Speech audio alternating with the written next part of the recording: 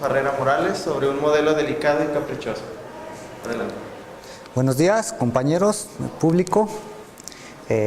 Bueno, soy Emanuel Farrera, estoy estudiando aquí la carrera de matemáticas. Lo que les vengo a exponer aquí es platicarles sobre mi trabajo de tesis, que está siendo dirigida por el maestro en ciencias, próximo doctor, Jorge Chávez Carlos, aquí presente. Bueno, el trabajo consiste en analizar la dinámica de un sistema resorte péndulo. Como se puede apreciar de la figura, la dinámica del sistema va a ser caótica, y lo que hicimos para analizarlo es construir un modelo matemático hamiltoniano. Entonces, como es hamiltoniano, estamos considerando que estamos haciendo a un lado la disipación de la energía, ¿verdad? Estamos suponiendo que la energía se conserva. Bueno, vamos a analizar ahora sí la figura. La dinámica del sistema se presenta en dos dimensiones solamente, ¿verdad? En el plano.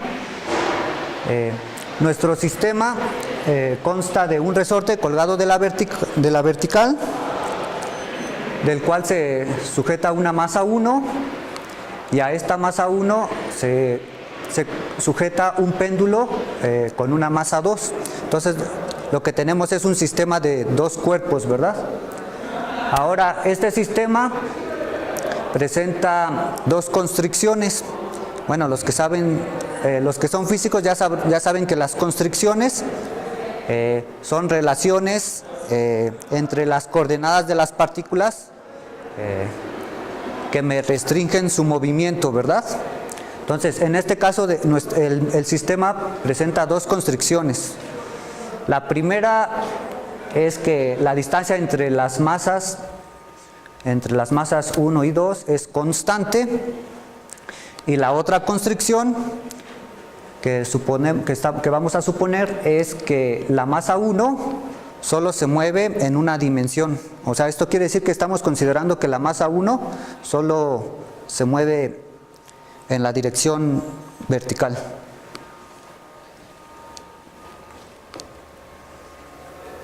Bueno, lo que sigue ahora es construir la hamiltoniana del sistema. Bueno, los que ya llevaron mecánica analítica ya saben que se construye como una transformación de Lejean a partir de la función lagrangiana, ¿verdad? Pero primero hay que calcular esa lagrangiana, y la lagrangiana se calcula como la energía cinética total menos la energía potencial del sistema de partículas. Bueno, entonces, calculando esas energías sobre de las masas M1 y M2 y haciendo la resta, nos da esta expresión para la lagrangiana, que como ustedes pueden ver, es una expresión muy complicada, ¿verdad? De la lagrangiana.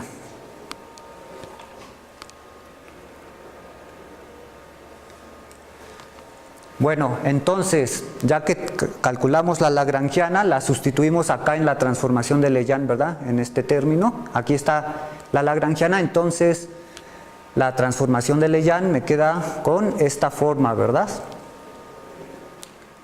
Ahora, nosotros al hacer la transformación de Lejean sabemos que el hamiltoniano debe de depender solo de coordenadas y momentos, ¿verdad? Entonces, en este paso, el hamiltoniano todavía depende de coordenadas, momentos y las velocidades generalizadas, ¿verdad? Entonces, queremos que el hamiltoniano solo dependa de sus variables, de estas coordenadas y sus momentos, que son las variables canónicas del hamiltoniano. Entonces hay que sustituir quitar de esta expresión las velocidades, ¿verdad? Generalizadas, y sustituirlas por los momentos, ¿verdad? ¿Y cómo podemos hacer esa sustitución? Pues recordemos que los momentos canónicos están definidos de esta manera, ¿verdad? Como las parciales de las velocidades generalizadas. Entonces, ya calculándolos me dan estas expresiones, ¿verdad? Bueno, estas ecuaciones que definen los momentos pueden ser escritas en forma matricial de esta forma. Y entonces, si ustedes observan la matriz y calculan el determinante del sistema de esa matriz, bueno, por identidades trigonométricas podemos reducirlo a esta expresión, el determinante. Y ahí se ve que claramente ese determinante es un número positivo, ¿no? Porque las masas son positivas, ¿verdad? Entonces, por lo tanto, esa matriz tiene inversa y el sistema se puede invertir, ¿verdad? Entonces, invirtiendo el sistema, encontramos las velocidades generalizadas, ahora sí en términos de coordenadas y momentos. Entonces, lo que sigue para tener ya nuestra hamiltoniana es simplemente sustituir esta expresión para las velocidades en nuestra expresión para el hamiltoniano, ¿verdad?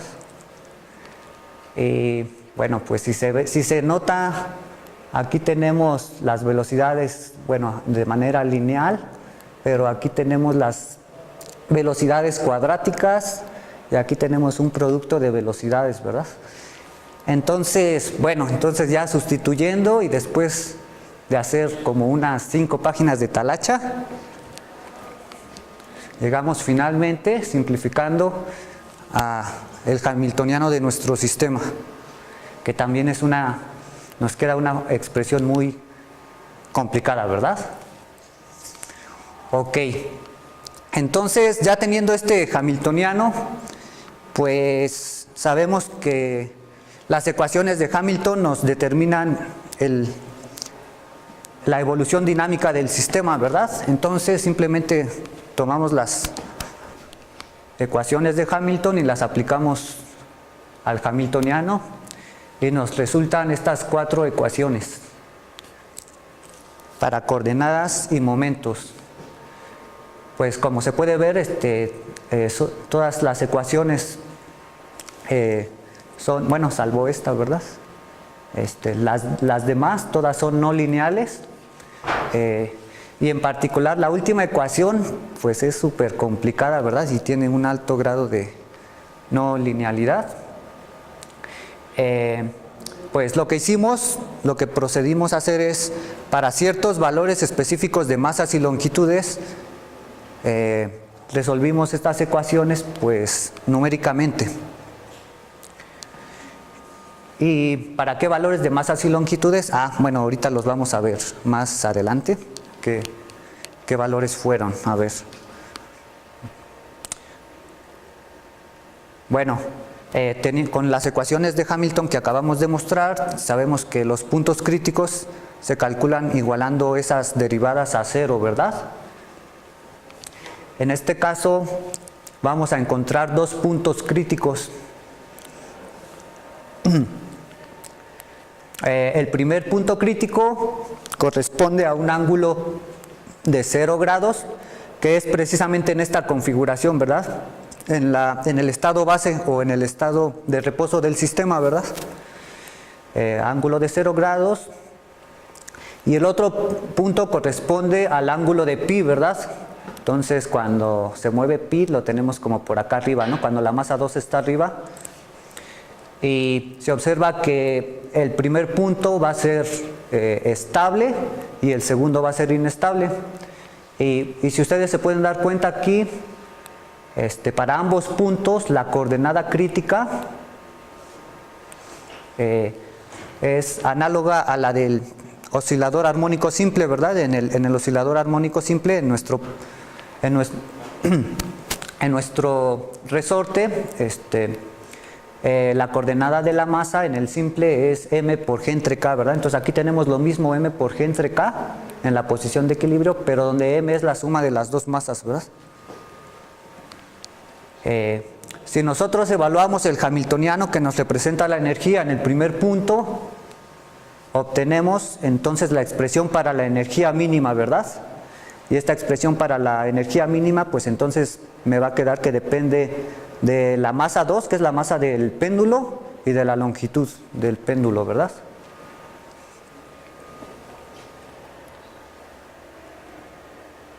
Bueno, este es el montaje experimental que hicimos. Bueno, pues colgamos el resorte, bueno, montamos un soporte, ¿verdad? Del cual colgamos el resorte, en su extremo fijamos la masa 1, a la cual mediante una tira rígida la conectamos a la masa 1 para tener el péndulo, ¿verdad? Poniendo en su extremo la masa 2 para formar el péndulo.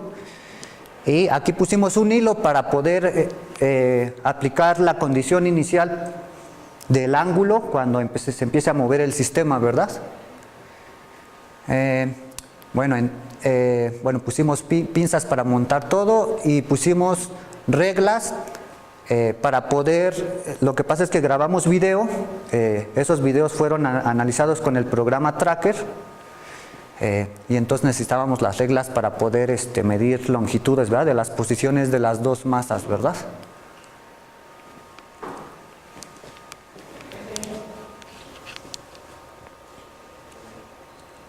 Bueno, pues antes de grabar videos hay que calcular la constante del resorte, ¿verdad? Pues entonces colgamos el resorte de la vertical, le fijamos una masa de 35 gramos, grabamos video y vimos cómo se movía la masa y obtuvimos una dispersión de puntos rojos, estos. De esa dispersión de puntos, de esos datos experimentales, nosotros calculamos el periodo de la oscilación y resolviendo así matemáticamente el oscilador armónico a mano, se encuentra la ecuación, y una vez que tienes el periodo, ya sabes, vas a saber también la amplitud, y a partir del periodo la frecuencia, y entonces resulta que obtuvimos la función coseno que aproxima esa distribución de puntos, ¿verdad? Bueno, y de esta manera se obtuvo la K, ¿verdad?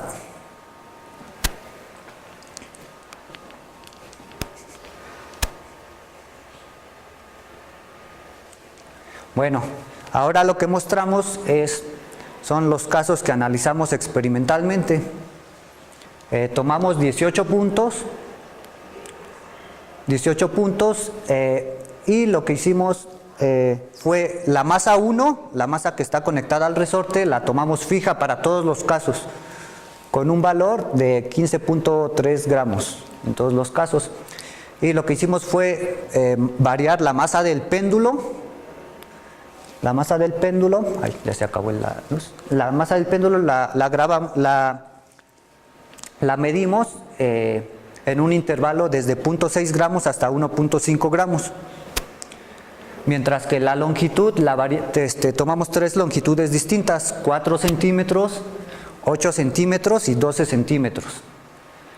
Los puntos rojos que podemos ver ahí son los puntos que vamos a analizar aquí o a dar énfasis aquí en esta presentación, que tienen esos valores de masas, ¿no? En el caso de la masa A, la masa del péndulo es de 1.03 gramos y la masa B de 1.41 gramos. Y la primera longitud para el caso A es la longitud de 8 y para el caso B de 12 centímetros. También esta gráfica lo que nos muestra es la energía mínima para cada uno de esos puntos en su estado base. Es decir, en el estado de equilibrio del sistema. En el estado de equilibrio del sistema los momentos valen 0, ¿verdad? Por lo que la energía, que es el hamiltoniano, se reduce a la dependencia de las variables de la masa 2 y de la longitud. Como se observa de la gráfica, podemos ver que conforme incrementamos la longitud, la energía aumenta negativamente, ¿verdad? La gráfica lo que muestra son las curvas de nivel de la energía del hamiltoniano para esos valores. Ok, bueno, a ver, ahora lo que tenemos ahora es para los casos A y B en particular, calculamos ahora la energía, pero en términos de la condición inicial. Es decir, bueno, recuerdan que nuestro modelo es hamiltoniano, entonces conserva bueno, al menos teóricamente conserva la energía, ¿verdad? Por lo tanto, la energía del sistema la puedo ver, la puedo tomar como la energía del estado base, ¿verdad? Entonces, en función de la condición inicial, otra vez graficamos las curvas de nivel de la energía.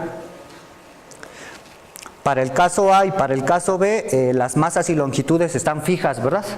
Están fijas y dijimos que como la estamos evaluando en el estado base, pues los momentos son 0. Por lo tanto, aquí le taparon.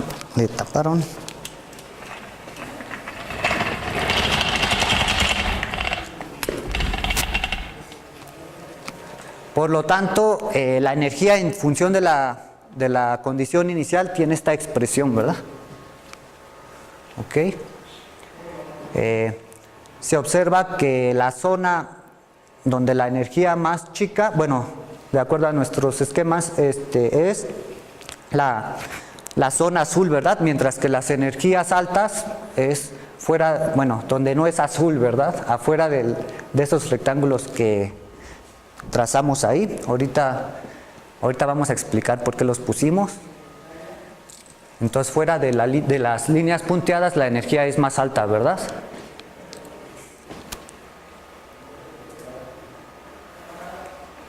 Bueno, como ya les mencioné, las ecuaciones de Hamilton las resolvimos numéricamente.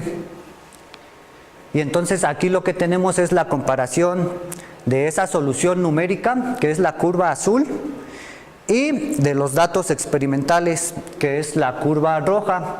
Entonces aquí tenemos el primer caso, el caso de 8 centímetros y la masa del péndulo de 1.03 gramos. Para este caso, resulta que tomamos, bueno, al observar las gráficas, observamos que en un tiempo muy corto, cerca de los 0.4 segundos, la línea azul ya no cae dentro de las líneas de incertidumbre de la línea roja, ¿verdad? Acuérdense que la roja es la experimental, ¿verdad? Entonces aquí, cerca de 0.4 segundos, ya el modelo ya no ajusta bien para este caso, ¿verdad? En el que dimos un estiramiento de 1 centímetro al resorte, ¿verdad? Dimos un estiramiento de 1 centímetro al resorte y dimos un ángulo inicial de menos 65 grados. Entonces vemos que la variable Y no ajusta, bueno, deja de ajustar en un tiempo muy corto, ¿verdad? Mientras que la variable angular sí se comporta bien, ¿verdad? Ajustan muy bien dentro de las incertidumbres.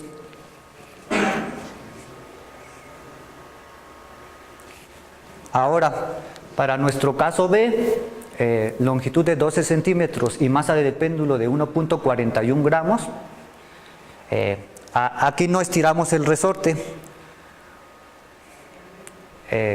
Lo que hicimos fue nada más darle un ángulo de menos 65.8 grados. Bueno, resulta que cuando estás así en la posición de equilibrio del sistema y si tú mueves el ángulo inicial, o sea, para dar la condición inicial del ángulo, por la misma dinámica del sistema, el resorte te jala para arriba un poquito y entonces por eso es esa diferencia así, por eso no está aquí en 0, sino que... Bueno, bueno, pero entonces en este caso en el que prácticamente el desplazamiento inicial de la masa 1 es 0, resulta que las dos gráficas, tanto en la variable Y como en el ángulo, ajustan muy bien, ¿verdad?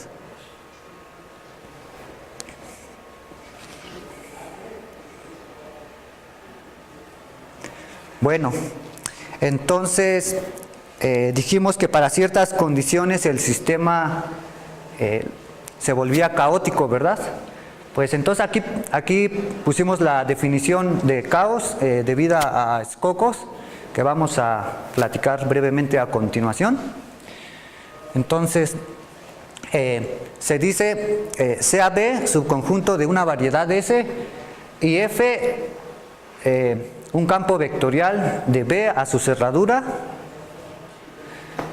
Entonces vamos a decir que el campo vectorial es caótico en B si cumple tres propiedades. La primera es que el campo sea topológicamente transitivo. ¿Y qué quiere decir esto? Bueno, aquí dice, ¿no? F de B en su cerradura se dice topológicamente transitivo si para cualquier par de conjuntos U y W subconjuntos de B existe un L positivo tal que esta intersección es distinta de vacío, ¿verdad? Entonces, eso quiere decir que si tú tienes dos conjuntos U y W subconjuntos de B, entonces dice que siempre va a existir un número positivo tal que cuando aplicas el campo reiteradamente sobre el conjunto U, va a existir un número positivo tal que esta intersección va a ser distinta de vacío, ¿verdad? O sea, entonces el campo eventualmente va a hacer que esto intersecte a W, ¿verdad? Bueno, eso lo podemos traducir como que eventualmente el flujo del campo, o sea, el campo vectorial va a llenar todo el espacio fase, ¿verdad? O sea, porque dice que para cualquier W, ¿verdad? Entonces, se va a llenar el espacio fase. Bueno, la segunda condición es que las órbitas periódicas son densas en B. Eso quiere decir que aunque nuestro sistema sea caótico, siempre en el espacio fase siempre vamos a encontrar pequeñas regiones de estabilidad, pequeñas regiones donde tengamos órbitas periódicas, ¿verdad? Aún aunque la zona sea caótica, ¿verdad? Y la tercera condición es que el campo F sea sensible a las condiciones iniciales. Eso lo podemos resumir como que el exponente de Lyapunov sea positivo. ¿Y qué es el exponente de Lyapunov?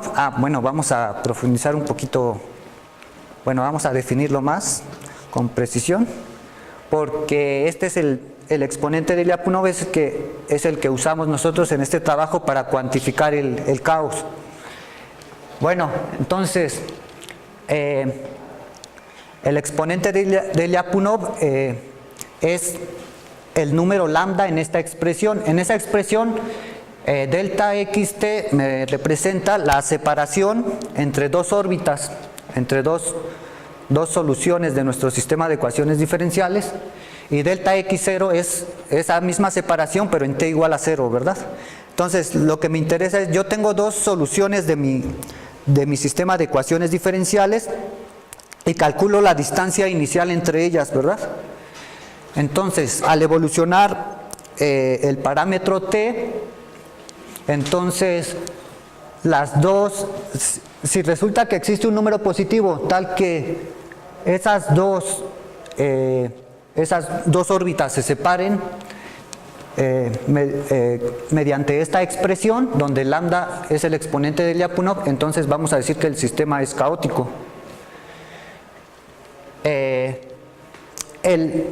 El número que se usa para determinar si el sistema es caótico particularmente es el máximo exponente de Lyapunov, que se calcula mediante esta expresión. ¿Y cómo vamos a saber si es caótico o no? Pues si el sistema es regular, el máximo exponente de Lyapunov va a ser menor o igual a 0, mientras que si es positivo nos va a decir que el sistema es caótico.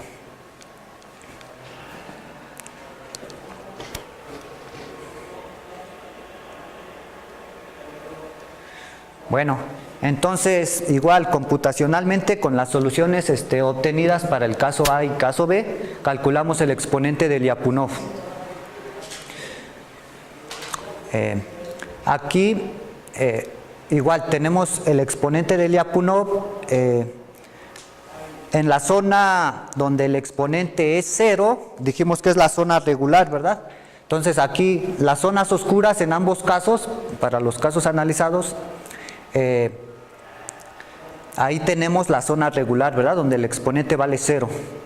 Y fuera de la zona oscura, el exponente es positivo, ¿verdad? Lo que me indica que es el caos, ¿verdad?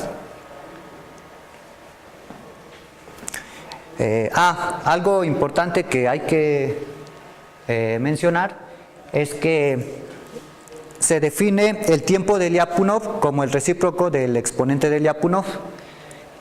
Entonces, y el tiempo de Lyapunov me dice en qué tiempo el modelo se vuelve, las soluciones se vuelven caóticas.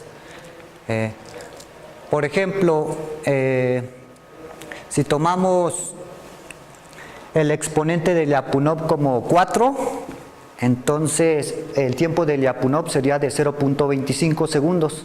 Entonces eso quiere decir que a los 0.25 segundos el sistema deja de ser predecible. Entonces lo que demuestran estos esquemas, estos diagramas, es que estos tienen tiempo de Lyapunov muy pequeño, ¿verdad? Entonces en tiempos muy cortos las soluciones del sistema dejan de ser predecibles.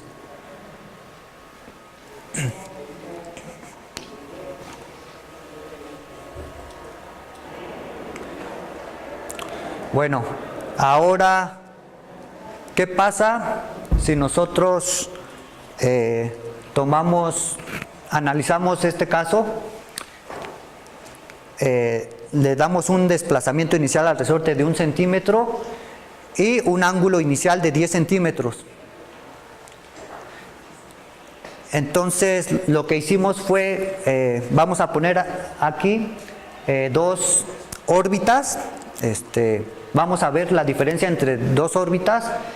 Si separamos la condición inicial del ángulo con esta pequeña diferencia, ¿verdad? De 1 por 10 a la menos 4 grados, ¿verdad? Es una diferencia muy pequeña en el ángulo.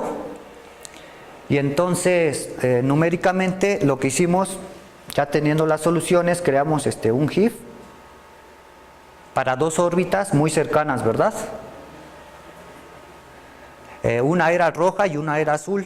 Y entonces tenemos que estamos en el caso regular y casi no podemos distinguir la roja del azul, ¿verdad? Prácticamente se mueven, están superpuestas, ¿verdad? Prácticamente se observa que son Lyapunov estables, ¿verdad? Siempre están próximas las trayectorias, las órbitas, ¿verdad?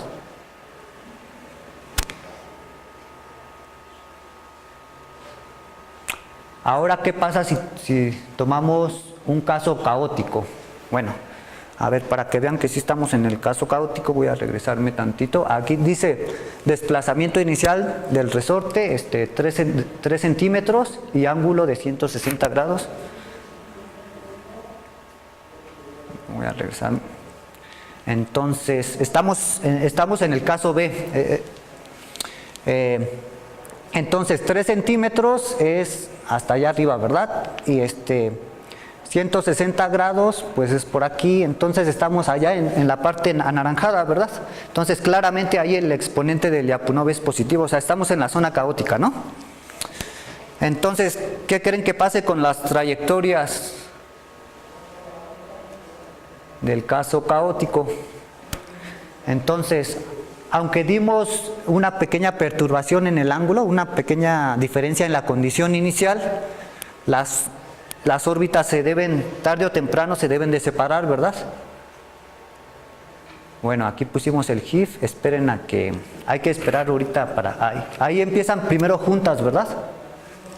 Están juntas y ya empiezan a separarse y cada una ya después cada una va por su lado, ¿no? Independientemente, ¿verdad? Se separan totalmente, ¿verdad? Exponente de Lyapunov positivo, ¿verdad?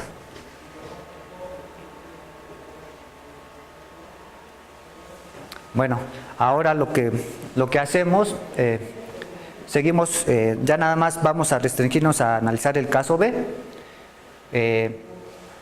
Entonces, ¿qué pasa? Resulta que acá en el diagrama de caos y regularidad, nosotros nos fijamos y dijimos, en la zona punteada que nosotros definimos ahí, nosotros ahí podemos garantizar la regularidad del sistema, ¿no? O sea, porque es totalmente oscuro, ¿verdad? Y entonces dijimos, a ver, ¿y qué pasa si esa zona punteada la extrapolamos a la zona donde medimos la energía en términos de la condición inicial? Pues resulta que precisamente la zona punteada me acota la zona donde la energía es más baja, ¿verdad? Entonces, si estoy fuera de la zona punteada, la energía es más alta, ¿verdad? Entonces, ¿eso qué me dice? Que entonces a energías altas puedo generar el caos, ¿verdad? Mientras que si doy energías bajas al sistema, caigo dentro de la zona regular, ¿verdad?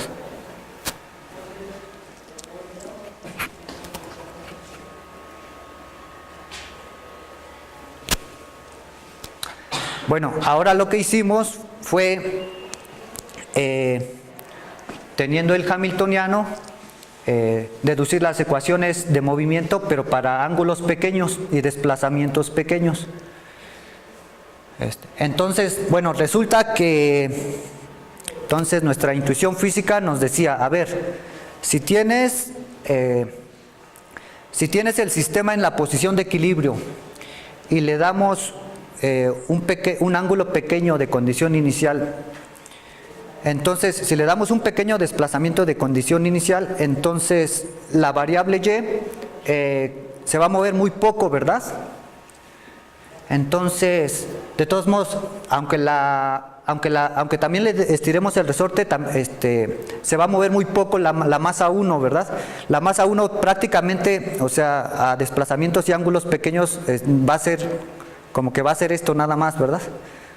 Y entonces ahí dijimos, pues ¿qué tal si entonces suponemos ese movimiento de la variable y como un oscilador, simplemente como un coseno? Y entonces dijimos, bueno, entonces pues ya sale, planteamos la función coseno, y entonces lo que hicimos, bueno, suponiendo que es un coseno, la metemos en la ecuación de movimiento 2, esa solución. Entonces, resulta que resulta que lo que me da es esta ecuación diferencial para el ángulo. Y esa ecuación diferencial para el ángulo tiene esta forma, ¿verdad? Y esta ecuación es una ecuación conocida, que es la ecuación de Matthew. Entonces sus soluciones son funciones analíticas que ya conocemos, las funciones de Matthew. Entonces aquí me queda la expresión para la solución para el ángulo.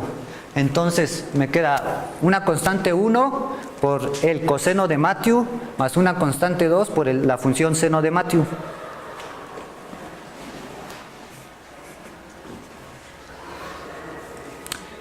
Ok, ahora lo que hicimos fue, bueno, vamos a poner un GIF de cómo se ve la solución.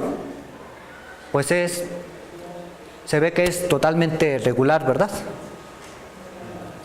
Sí. Ahora, se preguntarán ustedes, pero si supusimos esa solución coseno, ¿no te la sacaste de la manga? Pues esa es una muy buena pregunta, ¿verdad? Siempre hay que hacer las cosas bien. Entonces, resulta que si nosotros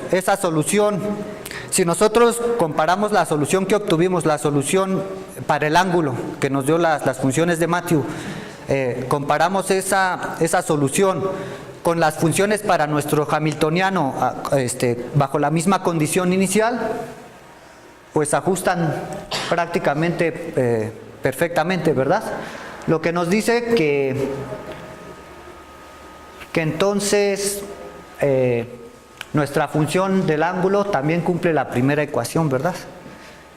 Entonces, la moraleja, pues sí hay que hacerle caso a nuestra intuición física, ¿verdad? De vez en cuando, ¿verdad? Bueno. Bueno. Como nuestro modelo es caótico,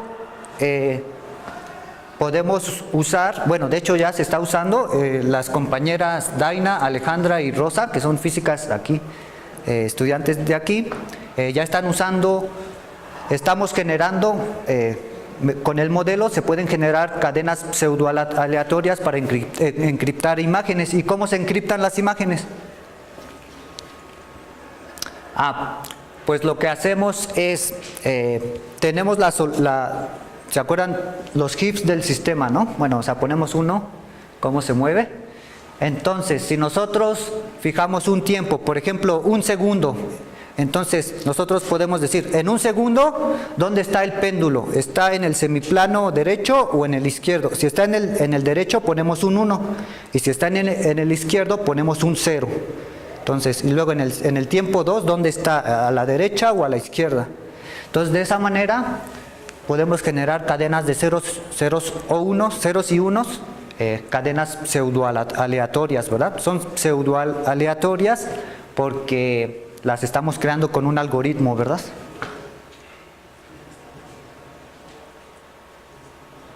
Y por último, las conclusiones. Bueno, yo creo que ya dije parte de las conclusiones.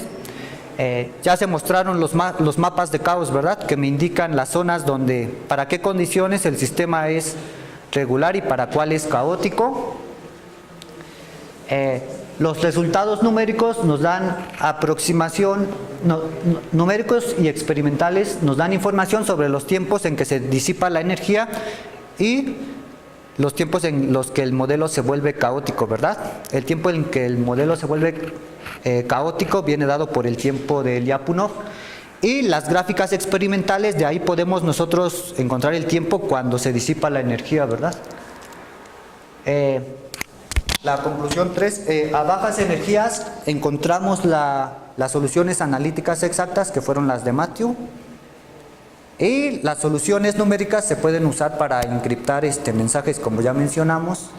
Y por último, esperamos que las soluciones del modelo puedan ser usadas en mecanismos de ingeniería, no sé, donde haya pistones o émbolos, ¿no? Que se comporten como osciladores. Y las referencias, gracias por su atención.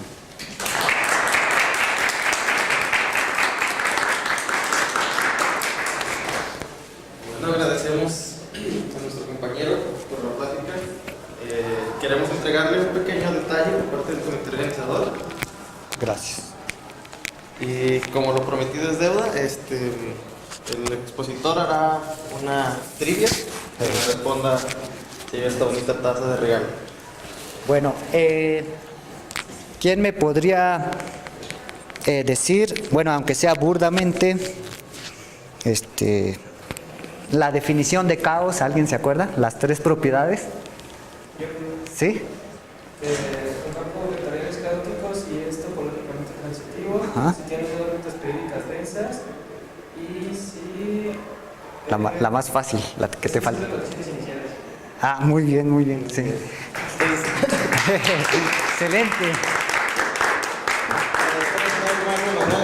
Muchísimas gracias por su atención. Gracias.